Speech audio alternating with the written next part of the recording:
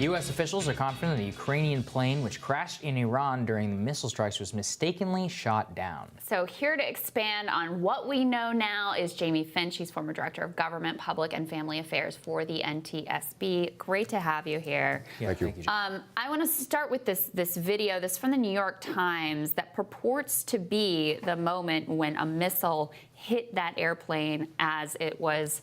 I mean, you can just see it there. Just watching that video, what is your reaction to that, Jamie? And what do we know right now? What facts do we have about what actually happened? Well, obviously, when you first see that video, you think, okay, well, this is obviously a missile and so forth. Yes. But even though we've had confirmation on these videos, et cetera, we still really need to get the investigators on the ground doing the investigation, and the sooner the better. It's my understanding from the reports that the Iranians are already bulldozing the site.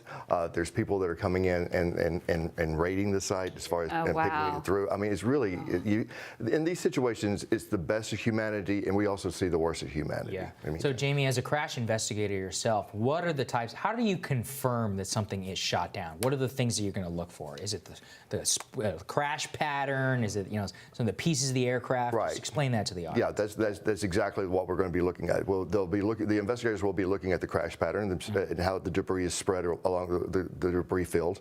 They'll also be looking at satellite data. They'll be looking at radar data and also any kind of sound and impact studies that they can do as far as from the impact from satellites and picking up that information.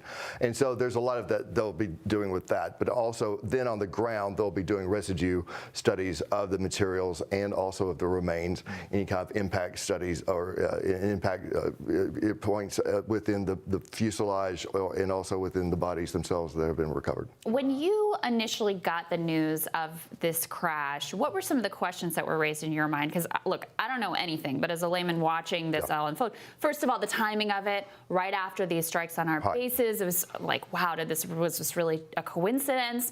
And then there were some questions about the Iranian government didn't want to hand over the black boxes. The Ukrainian embassy took down a statement ruling out. There were just some things that raised some questions before we even knew this latest information. But as a professional looking at this, were there questions in your mind as well, and what were they? Immediately there were. I mean, because this is a very curious situation. Number one, the U.S. and Iran were just in that conflict just a matter of hours before. Then all of a sudden you have a plane that has gone down in Tehran.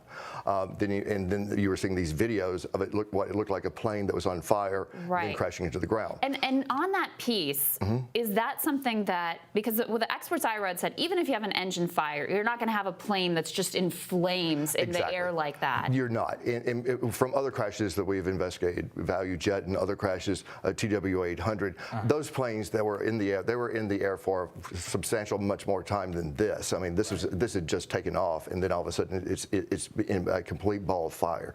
But yes, you're right. If it's going to take some time for that engine or fuselage to burn through and to be that kind of bright, so there has to be some kind of incendiary event that has made it explode like that.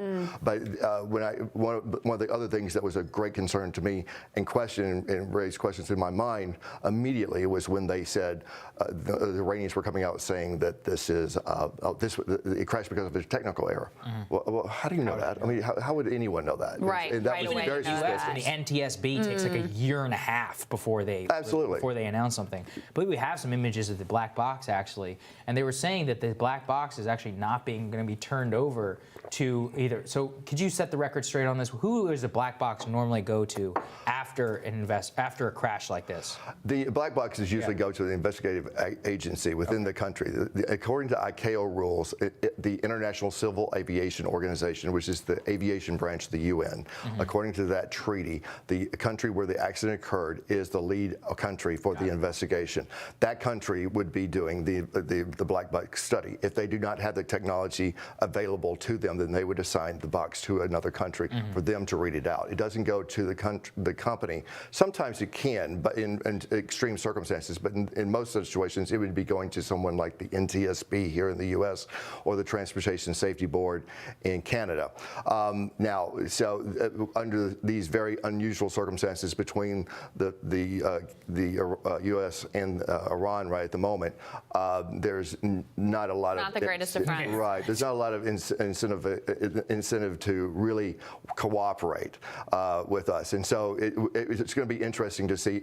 My prediction is they will probably be sent eventually to some country, maybe Canada, either Canada or in Europe, possibly Russia, but another ICAO member country. What do we know of the Iranians' capabilities to analyze what would be on these black boxes? Well, because of our limited diplomatic relations in the last few years, our information on that is limited. Yeah, and also, I mean, why would you want to investigate a crash that you're allegedly responsible for? You could probably want to cover that up. So, from that perspective, I mean, can we even trust any of the information that comes out of this? And when the Pentagon says that they have, high levels of analysis showing this, how would they know? Through satellite imagery? I mean, is it something? Could you just it's satellite imagery and spy satellites that they have that are watching these kinds of situations. They're picking up these satellites are very, very, very sophisticated now. The main thing that we've got to do is get these investigators in on the ground quickly and as quick as possible. With Iran going in with bulldozers and clearing the sites and so forth, this is really inappropriate, and this needs to be done quickly, because if this evidence is tampered with or contaminated in some kind of way, we're not going to be able to get the kind of evidence that we would need. But this is a human tragedy. Oh, it's horrible. And 176 people. 176 people, children, newlyweds.